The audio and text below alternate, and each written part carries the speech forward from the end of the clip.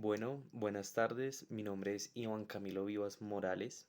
En este momento realizo este video para la clase de Humanismo Cristiano para la Universidad Gran Colombia, ¿sí? Acerca de un tema en específico. Bueno, en la descripción les voy a dejar una página web creada por mí a nivel del semestre, realizándome una pregunta trascendental, bueno, en todo lo que hemos podido abarcar en el semestre, y es, bueno, la inteligencia artificial como caso de estudio. Voy a también realizar unos cuestionamientos, resolver los cuestionamientos y dar unas frases de autores célebres acerca de la inteligencia artificial. Entonces, bueno, voy a abrir primero que todo con una frase muy célebre que es la de Marvin Minsky acerca de la inteligencia artificial, que es, bueno, hasta la fecha no se ha diseñado un ordenador que sea consciente de lo que está haciendo, pero la mayor parte del tiempo nosotros tampoco lo somos. Entonces, bueno, eso es una frase de reflexión y la pregunta que voy a abarcar es la siguiente. ¿El ser humano es indispensable? Bueno, primero que todo, el ser humano a lo largo de la historia ha tratado de sobreponerse por encima de la naturaleza, siendo el animal más astuto e inteligente, logrando así crear una sociedad, brindando a ella un trozo de libertad para poder vivir en un grupo de individuos que se conforman como Estado, denominados como sociedad. Pero conforme al tiempo y la evolución del mismo, se ha vuelto útil para crear su máxima exposición, como lo es la inteligencia artificial, volviéndose inútil el ser humano en cierto aspecto para las tareas más sencillas. Tanto es así que con la revolución del Internet en el año 1990 hasta la actualidad, la computadora tiene muchas más utilidades que una persona. Entonces, bueno, esta respuesta también es un lugar bastante peculiar para la reflexión de lo que estamos viviendo hoy en día. Entonces, bueno, también voy a dejar una frase de Steve Poliak, ¿sí? Antes de trabajar en inteligencia artificial, ¿por qué no hacemos algo sobre la estupidez natural? Es un cuestionamiento que él se hace y que realmente deberíamos nosotros cuestionarnos también con lo que estamos viviendo actualmente en la sociedad. Voy a hacer también otra pregunta y también la voy a resolver, que es, ¿afecta moralmente al ser humano la inteligencia artificial? Bueno, primero que todo, el beneficio de resolver tareas y facilitar la vida al ser humano ha logrado que evolucione en cierta medida, pero en el momento que crea una dependencia y se vuelve indispensable un dispositivo inteligente para la vida diaria, pierde su esencia el ser humano y deja de pensar por sí mismo. Ya las tareas más sencillas se necesitan como tal para resolverlas un ordenador o un dispositivo móvil, y el ser humano se está volviendo incompetente. Entonces, bueno, también yo me hago un cuestionamiento que es, ¿trabajarán las máquinas para los humanos? Y bueno, el ser humano como obrero ha pasado por la plusvalía del trabajo desde el siglo pasado, y en general ahora el obrero tiene un gran reto, que es el reemplazo por una máquina que no tiene remuneración alguna y podría ser más eficiente laboralmente. Y en ese momento, pues bueno, nos damos cuenta que en la sociedad, a medida que esto va pasando, las personas se van quedando sin trabajo, y esto puede causar un gran impacto cultural, económico y social en un estado y en una sociedad ya construida. ¿Mm? Voy a también compartir una frase célebre del autor Fei Li, que es, bueno, como tecnólogo veo la inteligencia artificial y la cuarta revolución industrial afectarán todos los aspectos de la vida de las personas.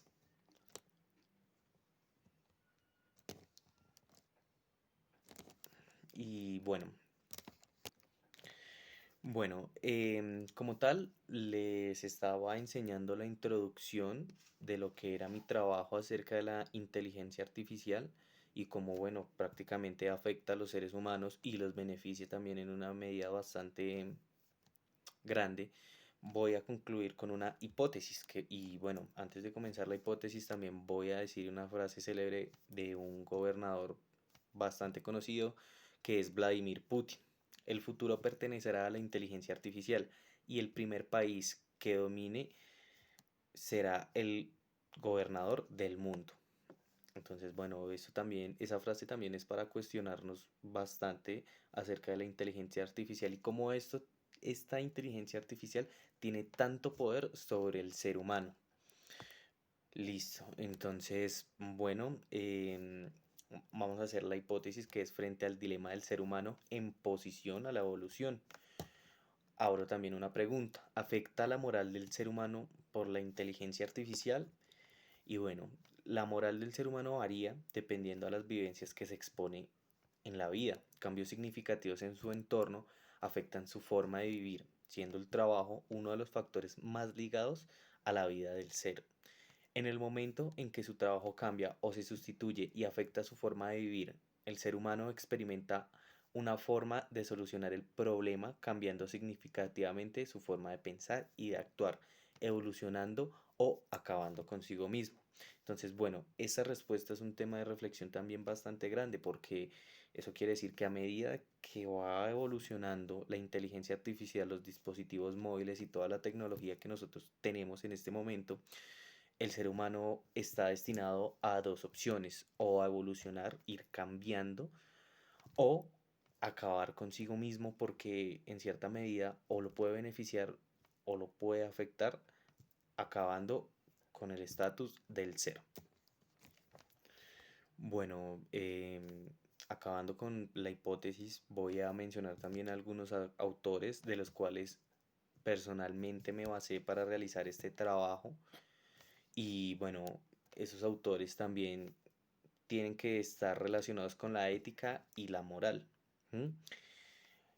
Bueno, el primer pensador que nosotros tenemos es Karl Marx, ¿m? Que su posición frente al capitalismo y a la ausencia de la ética y la moral frente a las situaciones que ellos pretendían acaparar como el gobierno, el poder y la gobernación bajo un esquema algo esclavista, tuviera matices éticas frente a los conceptos de Estado y pueblo, así como la imagen irónica del capitalista como ser persuasivo. Como nosotros entendemos también un poco acerca del autor de Karl Marx, em, básicamente nosotros en este momento, en este estado del siglo XXI, estamos viviendo una situación esclavista. La única diferencia es que ahorita el capitalista como tal no le interesa los derechos del pueblo y del trabajador, y más aún sabiendo que tiene una evolución tecnológica en el cual puede reemplazar la mano de obra y podría salirle muchísimo más económico. Por eso también fue fundamental haberme basado bajo este autor para la inteligencia artificial y más frente a la ética y la moral del ser humano que puede experimentar frente a la inteligencia artificial. Nos basamos también en un pensador pues bastante crítico que es Friedrich Nietzsche, y bueno, voy a leer un poco acerca de cuál es el enfoque de él y bueno, la crítica moral, que bueno, no es más que una mentira engendrada en el corazón de la sociedad. ¿M? Es una fuerza terrible y engañadora que ha corrompido a la humanidad entera. En conclusión, la moral es una gran mentira de la vida, de la historia y de la sociedad. Enfoca la moral desde un doble punto de vista: la moral de los señores y la moral de los esclavos. El nihilismo como alternativa: aceptar la vida y nada y vivir, más allá del bien y del mal. Superando el nihilismo, el hombre puede llegar a ser un superhombre, viviendo completamente libre al margen de las cadenas que a juicio de Nietzsche son la moral y la religión. ¿Esto qué quiere decir también desde un punto de vista en el sentido de la inteligencia artificial? Eso quiere decir que, bueno, el ser humano tiene bastantes alternativas y tiene como tal o ser simplemente un esclavo del Estado, del gobierno y de la inteligencia artificial que en ese momento llega y es irremediable, o simplemente superarse, avanzar y a partir de ese trasfondo cultural seguir avanzando y permanecer en la sociedad, no destruirse. Por eso es que digamos en esta parte este autor es muy fundamental. También, bueno, el último autor también por el cual me basé es de Max Scheler. Voy a leer también un poco acerca de los trabajos que él ha realizado y que realizó a lo largo de su vida, que es, por ejemplo, la necesidad de descubrir un órgano de la moral, el sentimiento de valor que intuye los valores. Los valores son las cualidades objetivas, términos de un aprecio posible que lo dan o son soportados por las cosas. Los bienes poseen fundamentalmente tres propiedades, que son polares, participables y jerárquicos. Entre ellos una jerarquización que vendría dada por los siguientes valores: los valores sensibles, lo agradable y lo desagradable, que es el placer y el dolor. Entonces, bueno, básicamente si nosotros nos adaptamos también a los pensamientos de Max Scheler acerca de la inteligencia artificial, nos damos cuenta que pues el valor es objetivo y que bueno, nosotros y que el ser humano tiene que tener tres propiedades fundamentales que son la polar, la participable y la jerarquía. Viendo esto desde un punto de vista, entonces tenemos que entender que como tal el ser humano tiene que tener un valor fundamental, sobre todos los pilares, es el valor al cuidado y la protección de la sociedad para que la sociedad permanezca y surja en el tiempo.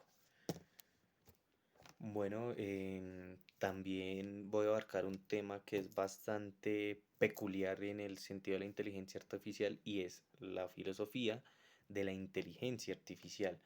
Bueno, voy a abrir también con una frase célebre de Aaron Sloman, que es: los que ignoran la filosofía están condenados a reinventarla.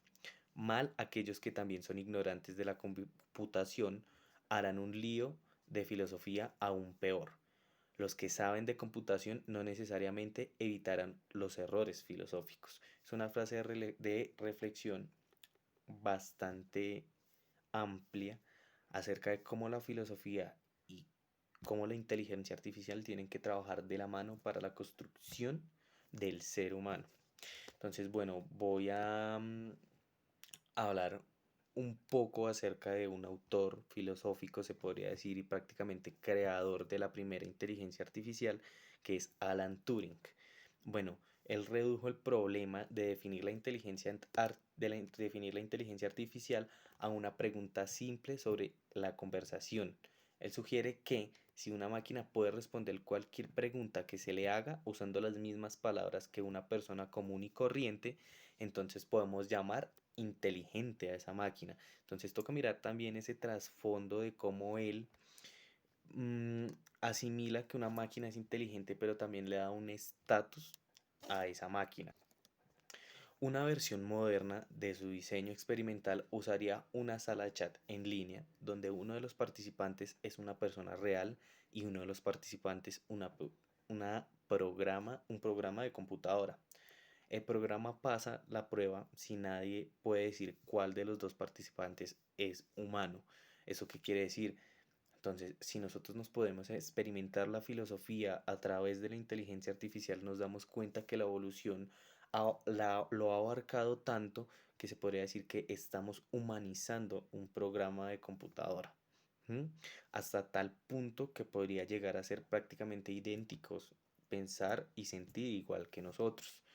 Entonces, bueno, Turing señala que nadie, excepto los filósofos, se preguntan, puede pensar la gente. Entonces, bueno, él escribe: en lugar de discutir continuamente sobre este punto, es usual tener una conversación educada que todos piensan. La prueba de Turing extiende esta conversación cortés a las máquinas. Si una máquina actual, tan inteligente como un ser humano, entonces es tan inteligente como un ser humano. ¿Mm? ¿Eso qué quiere decir? Fue básicamente lo que expliqué hace un momento. Se podría decir que se podría humanizar una máquina a partir de la inteligencia que la máquina maneja. Entonces, bueno, una crítica de la prueba de Turing es que explícitamente antropomórfica, si nuestro objetivo final es crear máquinas que sean más inteligentes que las personas. ¿Por qué deberíamos insistir en que las máquinas deben parecerse mucho a las personas? ¿Mm? Bueno, también eso es un punto de reflexión porque prácticamente queremos filosóficamente ser Dios. Queremos crear algo a base de nuestra inteligencia y queremos transmitirle nuestras emociones y nuestros pensamientos, humanizar un objeto común, un objeto contundente. Entonces, por eso el análisis crítico y el análisis filosófico, la introducción y todo lo que se ha intentado realizar en este trabajo hasta el momento. Vamos por el antepenúltimo tema acerca de la inteligencia artificial, que es el objetivo como tal del trabajo que se realizó en este momento. Entonces, bueno, analizar el futuro próximo que tendrá el ser humano al avanzar con nuevas tecnologías y si es posible un reemplazo en tareas o labores las cuales se requiere que el ser humano las realice y cómo probablemente esto llegue a afectar la economía y a evolucionar al ser humano en la sociedad y en los factores morales. A lo largo del tiempo, y más como ahorita va evolucionando la máquina, la inteligencia artificial, el ser humano va a quedar reemplazado y va a quedar obsoleto. ¿Qué tanto esto podría afectar al ser humano? Que la máquina deje como tal al ser humano obsoleto, que el ser humano no sirva para hacer ni siquiera una tarea contundente, que no tenga que moverse, que no tenga que realizar ninguna acción para realizarlo. ¿Cómo va a afectar eso también la economía? ¿Será que lo va a afectar en forma negativa o en forma positiva? Entonces son cuestionamientos que debe realizarse a lo largo que se va creando este objetivo en la inteligencia artificial. ¿Cómo en el estudio antropológico del ser esto podría afectarle culturalmente también? ¿Cómo podría expandirlo culturalmente o cómo podría ayudarlo culturalmente? Bueno, y como tal, para finalizar, yo quisiera recalcar una pregunta concreta en todo el trabajo que se ha realizado a lo largo del semestre, que es, ¿la inteligencia artificial reemplazará la mano de obra humana y cuál será el futuro para la humanidad? ¿Mm? Viendo esta pregunta, bueno, mientras más pasa el tiempo, es inevitable que ya bastantes tareas que realizaba el obrero tradicional, sean reemplazadas por máquinas. ¿Mm? En adelanto, la humanidad, por dar ese salto a la evolución, a la inteligencia artificial, no toma en cuenta factores sociológicos que afectan en gran medida a la población, como lo es de tener en cuenta el factor económico con el que subsiste aquella población vulnerable que vende su mano de obra para poder pagar subsistencia y los gobiernos en afán de que su patrimonio económico no decrezca, reemplazan dicha población sin poderles brindar una solución. La solución no es un atraso tecnológico, la solución es poder brindar a las poblaciones más vulnerables una oportunidad de surgir a través de la educación. ¿Eso qué quiere decir? Por supuesto que planteándolo desde este punto de vista, el ser humano puede ser reemplazable por una máquina. Nosotros podemos brindarle a la máquina la inteligencia y las emociones, transmitírselas y que pues en reemplazo de las labores que nosotros realizábamos antiguamente, la máquina lo realice. Pero hay que tener en cuenta también un factor fundamental, como lo es, por ejemplo, los países del tercer mundo, que muchas veces esos trabajos pequeños sirven para la economía de esas pequeñas familias, porque pues el gobierno y el Estado no está interesado en ayudarles en lo más mínimo, ni siquiera la educación. Entonces, si estos pueblos son nulamente educados y las inteligencias artificiales los están reemplazando, ¿qué será de estas familias más adelante? Estarán condenadas a existir, a desaparecer y no por culpa de ellas. Estarán condenadas a desaparecer por culpa de los gobiernos que no están interesados en brindarle una educación para que tal vez ellos puedan ser más útiles al Estado. Entonces, bueno, esa básicamente es la finalización del trabajo que yo quise exponer acerca de la inteligencia artificial de este semestre, concretamente en la materia de humanismo cristiano. Bueno, quisiera agradecerle al profesor también por este recorrido que tuve a lo largo del semestre y bueno, este es mi trabajo final de la materia de humanismo cristiano.